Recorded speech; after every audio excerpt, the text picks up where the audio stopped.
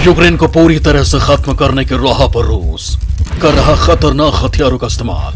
युद्ध में KH-22 missile के इस्तेमाल का लगा आरोप। यूक्रेन ने कहा आग लगाने वाले हथियार भी हैं शामिल। दोस्तों, यूक्रेन पर सैन्य कार्रवाई को लेकर रूस की ओर से किया गया हमला रुकने का नाम नहीं ले रहा है। ये जंग चौथे महीने में पहुंच चुकी है। यूक्रेन पूरी तरह से तबाह हो चुका है, लेकिन इस युद्ध के रुकने के कोई आसार नजर नहीं आ रहे। रूस की सैन्य ताकत से पूरी दुनिया वाकिफ है। वो पूरी दुनिया में सबसे ज्यादा खतरनाक हथियारों का मालिक है और इन्हीं हथियारों के बल पर वो यूक्रेन को पूरी तरह से तबाह कर रहा है और धीरे धीरे यूक्रेन के शहरों पर अपना कब्जा जमाता जा रहा है। लेकिन इतनी सफलता और ताकत के बावजूद भी रूस को पूरी तरह से कामयाबी नहीं मिल पा रही है। वही अब बताया जा रहा है कि रूस इस युद्ध को जीतने के लिए घातक हथियारों का इस्तेमाल कर सकता है। यूक्रेन और ब्रिटेन के अधिकारियों ने चेतावनी दी है कि रूसी सेना बड़े पैमाने पर तबाही मचाने वाले घातक हथियारों का इस्तेमाल करने की योजना बना रही है। उन्होंने कहा कि रूसी सेना यूक्रेन के पूर्वी हिस्सों पर कब्जा करने के उद्देश्य से और अधिक घातक हथियारों का इस्तेमाल कर सकती है, क्योंकि लंबे समय से चले आ रहे युद्ध के कारण दोनों ही देशों के संसाधनों में कमी आई है। आखिर ऐसे कौन से हथियारों का रूस इस्तेमाल करने वाला है जिससे यूक्रेन से लेकर ब्रिटेन तक चिंता बनी हुई है? इन हथियारों के बारे में इस वीडियो में बात करेंगे, लेकिन उससे पहले युद्ध के चलते यूक्रेन के हालातों के बारे में थोड़ा जान लेते हैं। दोस्तों, यूक्रेन और रूस के बीच 3 महीने से ज्यादा समय से चल रही ये जंग भीषण रूप ले चुकी है। यूक्रेन पूरी तरह से तबाह हो चुका है। रूसी सेना लगातार अपना कहर बरपा रही है। पूर्वी यूक्रेन में रूसी सेना के बढ़त से भयभीत होकर बच्चे, बुजुर्ग और महिलाएं घर छोड़कर सुरक्षित स्थानों के लिए भाग रहे हैं। रेलवे स्टेशनों पर बढ़ती भीड़ को देखते हुए युद्ध क्षेत्र से लोगों को निकासी के लिए विशेष ट्रेन चलाई जा रही है। डोनबास पर कब्जे की जल्दी में रूसी सेना वहां पर पूरी बेरहमी से हमले कर रही है, तो यूक्रेनी सेना अपनी एक एक इंच जमीन बचाने के लिए जी जान लगा रही है। यूक्रेन के राष्ट्रपति व्लादिमीर ज़ेलेंस्की ने सेवेरोडोनेत्स्क में मरियोपोल जैसे भीषण लड़ाई और खून खराबे की जानकारी दी है। वहां पर अभी तक हजारों लोग मारे जा चुके हैं और कमोबेश पूरा शहर खंडहर में तब्दील हो चुका है। इसके साथ ही यूक्रेन में पिछले सप्ताह रूसी गोलाबारी में भंडार गृह में रखा करीब 3 लाख टन खाद्यान्न नष्ट हो गया है। ये खाद्यान्न काला सागर के किनारे मिकोलवई बंदरगाह के नजदीक बने गोदाम में रखा था। नष्ट हुआ खाद्यान्न गेहूं और मक्का था। ये जानकारी यूक्रेन के कृषि उपमंत्री टारस विरोसोत्स्की ने दी है। वहीं दूसरी तरफ यूक्रेन के कब्जे वाले शहर खेरसौन में रूस ने अपने पासपोर्ट बांटने शुरू कर दिए हैं। सूत्रों से मिली जानकारी के मुताबिक खेरसौन में 23 लोगों को रूसी पासपोर्ट दिए गए।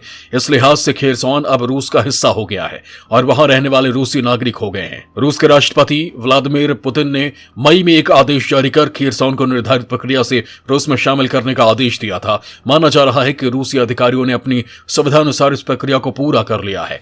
वहीं यूक्रेनी राष्ट्रपति ज़ेलेंस्की पश्चिमी देशों से जल्द भारी हथियार मांग रहे हैं, तो रूसी सेना उन हथियारों के आने से पहले ही डोनबास पर कब्जा करना चाह रही है।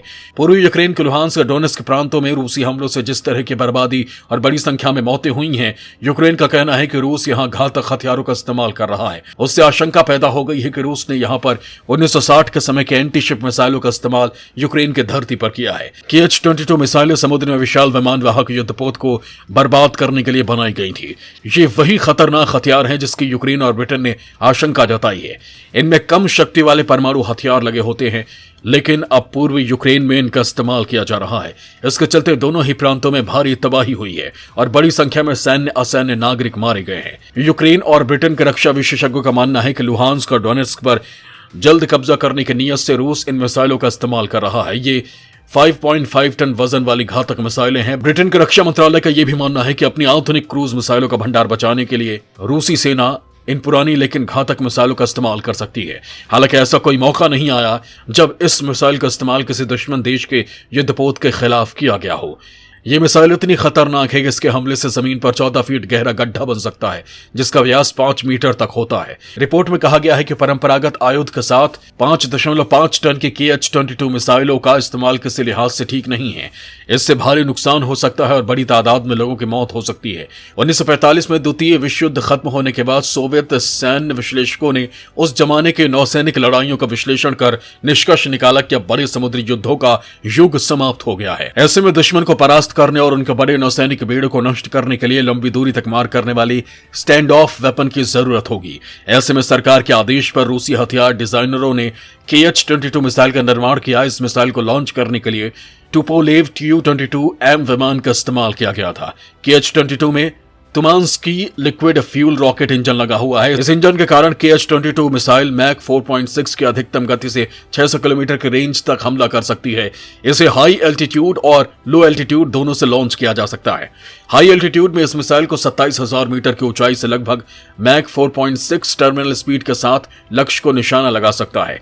लो एल्टीट्यूड में इस मिसाइल को 12,000 मीटर की ऊंचाई से लॉन्च किया जा सकता है। इसके साथ ही लुहांस्क के गवर्नर सेर्ही हैदेई ने रूस पर यूक्रेन के पूर्वी क्षेत्र के वोरोबिवका गांव में आग लगाने वाले हथियारों का इस्तेमाल करने का आरोप लगाया है। हैदेई ने कहा कि युद्ध में इस तरह के हथियारों का इस्तेमाल होता रहता है, लेकिन इससे भारी संख्या में नागरिक हताहत हुए हैं। वहीं यूक्रेन की बात करें तो यूक्रेन एक दिन में तोप के 5,000 से 6,000 गोलों का इस्तेमाल कर रहा है और अब वो पश्चिमी देशों से मिलने वाले हथियारों पर निर्भर है। इसके साथ ही यूक्रेन के राष्ट्रपति वोलोदिमीर ज़ेलेंस्की ने शनिवार को रूसी हमलों को रोकने के लिए दुनिया से गुहार लगाई। उन्होंने कहा कि रूसी हमला सिर्फ यूक्रेन पर ही असर नहीं डाल रहा, बल्कि ये पूरी दुनिया को प्रभावित कर रहा है। आने वाले समय में भी इसका गंभीर असर दिखाई देगा। यूक्रेन पर हो रहा हमला दुनिया की व्यवस्था बिगाड़ देगा। यूरोपीय आयोग के अध्यक्ष उर्सुला वॉन डेर लेन ने यूक्रेन के राष्ट्रपति वोलोदिमीर ज़ेलेंस्की से मुलाकात के लिए कीव का दौरा किया। ज़ेलेंस्की ने यूरोपीय संघ यानी EU से रूस के खिलाफ कुछ और कड़े प्रतिबंध लगाने का आग्रह किया है। यूरोपीय संघ की कार्यकारी इकाई यूरोपीय आयोग EU की सदस्यता के लिए यूक्रेन के अनुरोध पर अगले सप्ताह विचार विमर्श करेगा। रूस के हमले के बाद से लेन का यूक्रेन का ये दूसरा दौरा था। ज़ेलेंस्की ने कहा कि यूक्रेन EU की सदस्यता पाने के लिए सब कुछ करेगा। लेन ने रूस के बर्बर और खौफनाक हमलों में यूक्रेन द्वारा दिखाए गए प्रतिरोध की सराहना की। दोस्तों, इस जंग को 3 महीने से ऊपर हो चुके हैं। भारी तबाही के बाद भी दोनों देश पीछे हटने को तैयार नहीं है। किसी को भी नहीं लग रहा कि ये जंग जल्दी खत्म हो जाएगी। विशेषज्ञों का कहना है कि इस जंग को लेकर अभी भी बहुत कुछ होना है। रूस आगे बढ़ रहा है, लेकिन बहुत धीरे धीरे बढ़ रहा है। लेकिन इस लड़ाई का नतीजा सिर्फ सैनिक ताकत पर निर्भर नहीं करेगा। रूस यूक्रेन को नुकसान पहुंचाने के लिए आर्थिक और राजनीतिक ताकत का भी इस्तेमाल कर रहा है। पश्चिमी देशों के प्रतिबंध से रूस को तो आर्थिक नुकसान पहुंचा है, लेकिन यूक्रेन को ज्यादा नुकसान हुआ है। जंग जिस तरह से जारी है, उससे यही लगने लगा है कि यूक्रेन में अभी तबाही की और कहानी गढ़ी जानी है। इसके साथ ही हाल ही में विश्व बैंक ने भी दुनिया को आगाह करते हुए कहा था कि अगर समय रहते यूक्रेन संकट का समाधान नहीं किया गया तो वैश्विक अर्थव्यवस्था प्रभावित होगी। विश्व बैंक के प्रमुख डेविस मैल्प्स ने कहा था कि इस युद्ध का असर नजर आने लगा है।